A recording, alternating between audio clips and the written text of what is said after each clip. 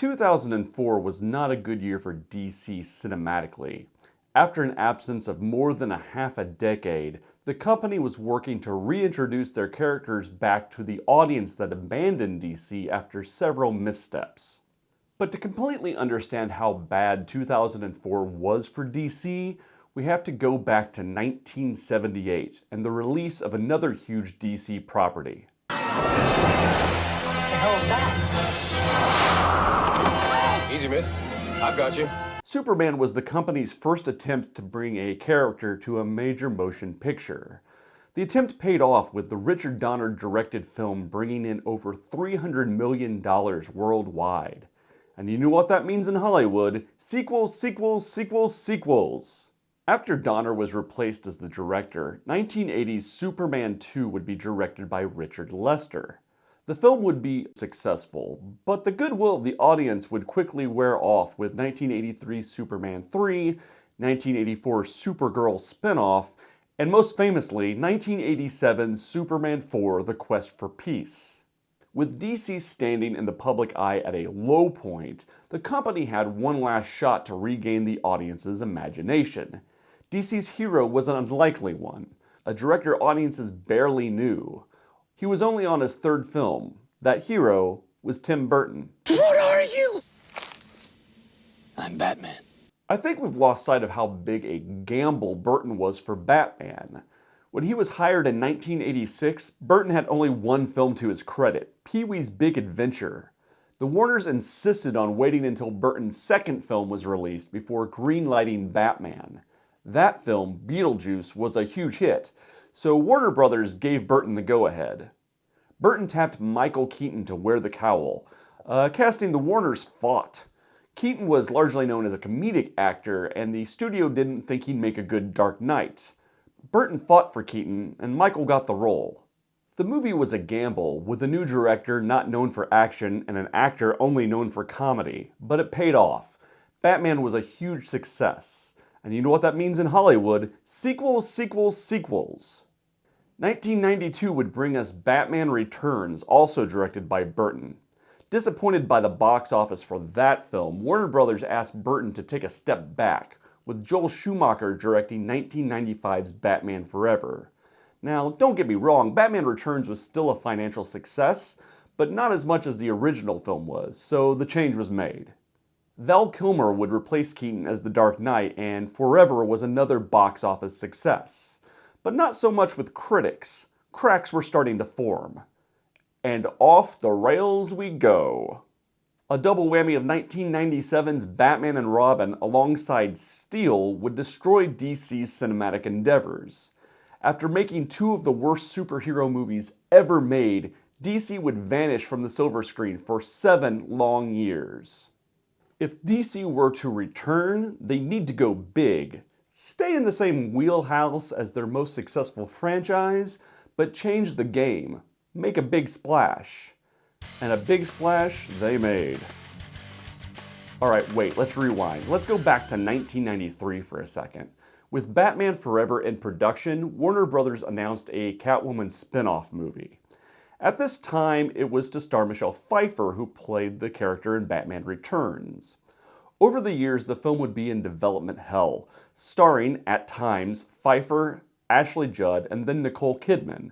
Eventually, Halle Berry would be signed and the production would begin. As I mentioned, the film would be released after DC's long absence from cinemas, so expectations were high and... how do I say this? Catwoman's a bad movie. Taking all the boxes for a box office disaster. It's poorly conceived, acted, and edited. Decisions were made that, pardon the pun, neutered the film when it arrived. It's bad. Many long retrospectives could be made about this film, and this is just another in a long line of videos about Catwoman. So I want to focus on 4 major points of contention that I think represents the majority of the film's sins. But first, let's remind ourselves what Catwoman's all about, for better or for worse. Forgive me if I don't rehash every element of this turkey. For a majority of this video, I'm going to assume that you've seen the film, or at least you don't care to. So let's remind ourselves what this is all about. Our hero is played by Halle Berry, and she's a graphic designer at a cosmetics company. Her best friend is Sally, and she's played by Alex Borstein. I believe. Dealing is magic in a bottle, baby. The movie is a romantic comedy wrapped up in a superhero costume. Sally is the wacky best friend type.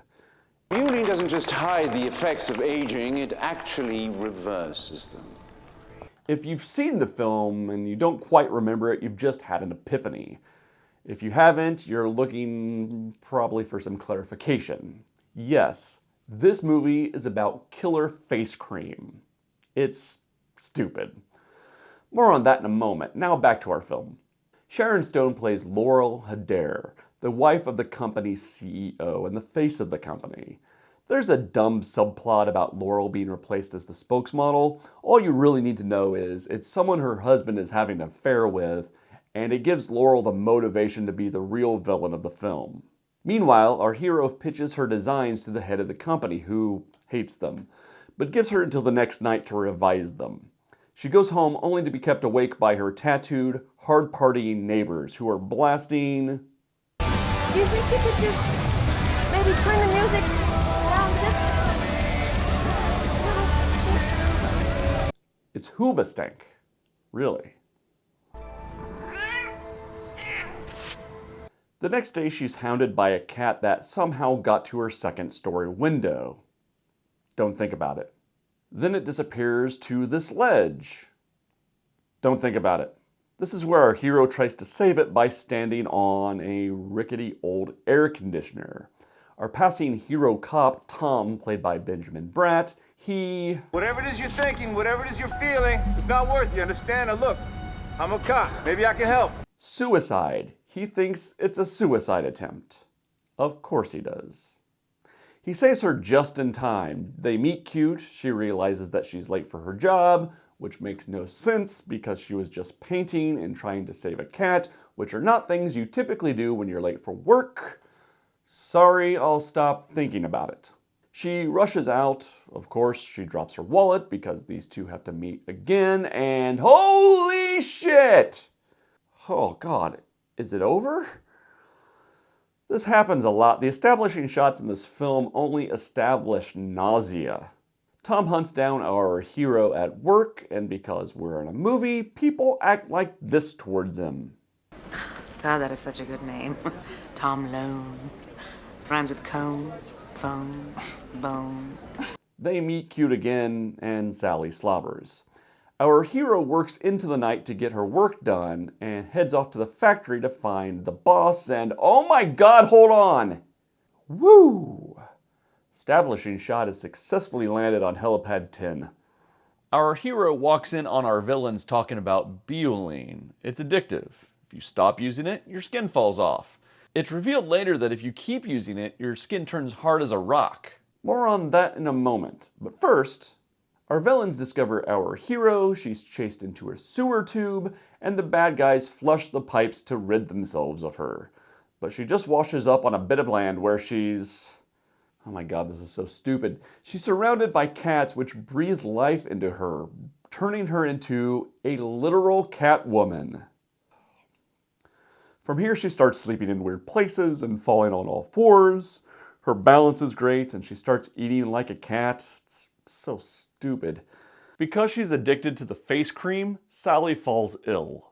And our hero becomes a sort of anti-hero trying to stop the evil beauty company and their addictive product from making more people sick, all while trying to keep her secret from Tom.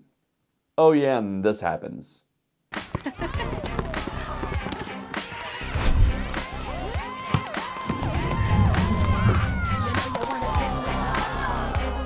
This movie's a mess.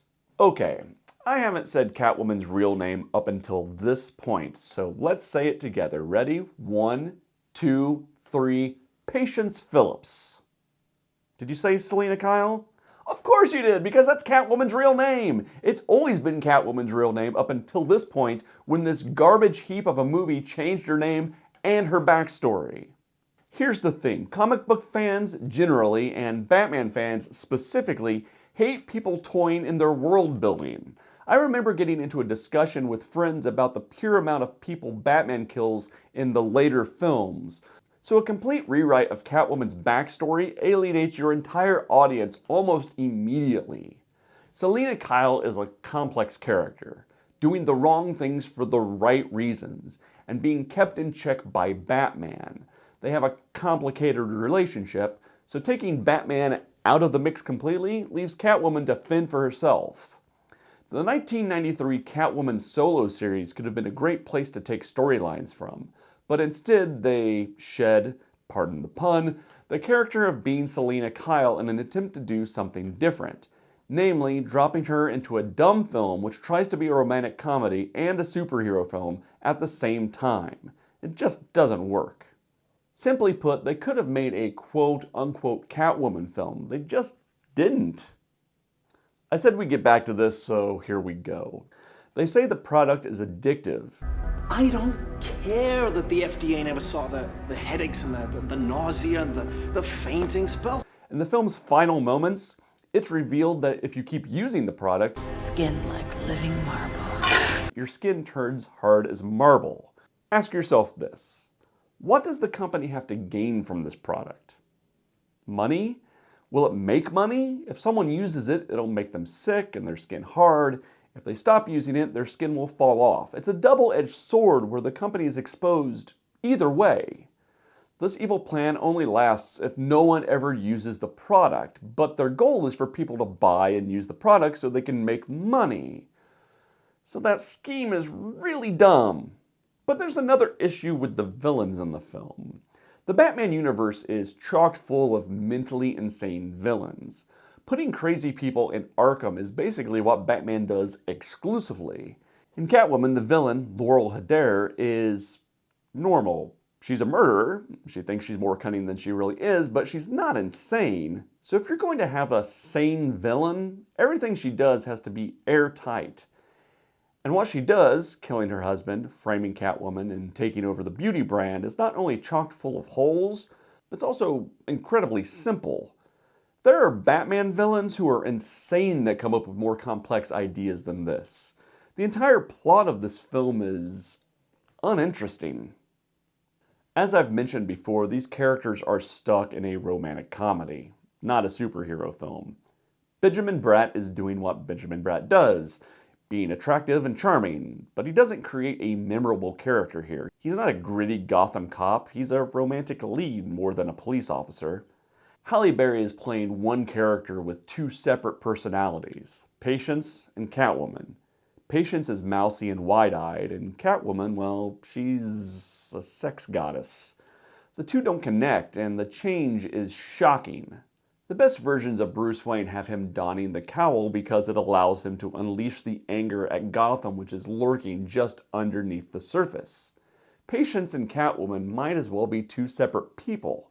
There's none of Catwoman underneath Patience's skin, and vice versa. It's a disconnect that makes Barry's performance as Catwoman hilariously over the top. Sharon Stone is pretty good in her role. Sure, she chews the scenery pretty hard, but I didn't really expect more from her performance. But then there's Alex Borstein as Sally, Patience's best friend. No human acts like this. Sally has sex on the mind. It's her one character trait.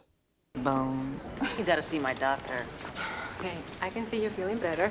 Reminds me, what's up with the hot yet modest, but who cares because he's so hot detective? Once the superhero stuff starts, her arc is over and she basically disappears completely from the film. As does this character. Hey, man sandwich, 12 o'clock. That is a man in serious life with you. You think? Hello? The acting in this film is not the best. Alright, so editing 101. Simple, slow cuts for simple or slow actions. Complex, fast cuts for complex or fast actions. Now, there are many reasons you might use the reverse of this from a character standpoint, but we're talking editing at its most simple here. If you use complex, fast cuts for simple actions, it's ridiculous. That's why this scene from the Taken series is mocked online, also why this scene of a conversation from Bohemian Rhapsody was also widely ridiculed. So, Catwoman, Catwoman, Catwoman. Your editing is horrific! Consider the sequence from Quentin Tarantino's Kill Bill Volume 1. In a single take, we learn where the bride is, where the bad guys are, and a general layout of the bar they're in. Tarantino does this probably firstly because it looks cool, but it also informs us, the audience, of what's happening, so when the chaos breaks out later in the scene, we know generally where things are happening. He lays out the groundwork using 0 edits.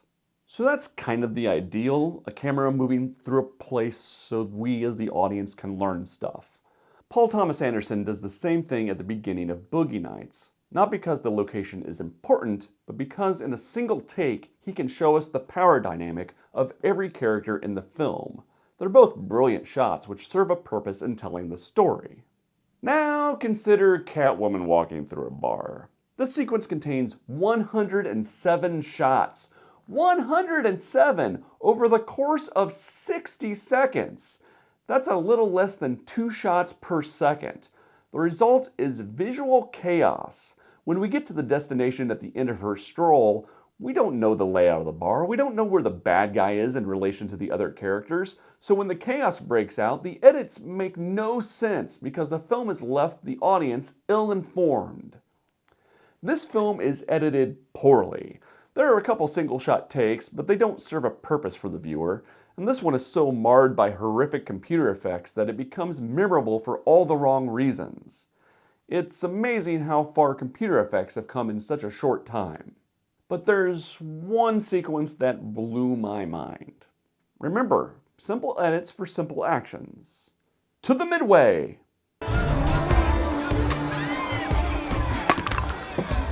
In case you weren't counting, that was 3. 3 cuts to knock over the milk bottles. It's astounding. This film is an absolute mess editing-wise. The cuts are unmotivated by anything. They're just cuts. For better or for worse, at least the establishing shots are one continuous shot, but they're nauseating. It's where editing and cinematography part ways. So did I miss anything? Oh yeah, there's this famous sequence where Patient plays basketball, which is a trifecta of bad editing, bad acting, and bad decision-making on the filmmaker's behalf. Every aspect of this movie is bad. Halle Berry would win the Razzie for the Worst Actress just 3 years after winning the Oscar. To her credit, she accepted the award in person. First of all, I want to thank Warner Brothers. Thank you for putting me in a piece of shit, god-awful movie. The director, Pitoff, probably pronouncing that wrong, well, he'd win the Razzie for Worst Director and never direct a feature film ever again. For good reason, this movie is an overshot, underdeveloped mess with all the wrong elements. DC's losing wouldn't continue with 2005's Constantine, which is in Roger's book, but I disagree with him and we'll save that movie for another day. And for the Batman series, well, the series had a savior in a suit, and that savior's name was Nolan. What the hell are you? I'm Batman.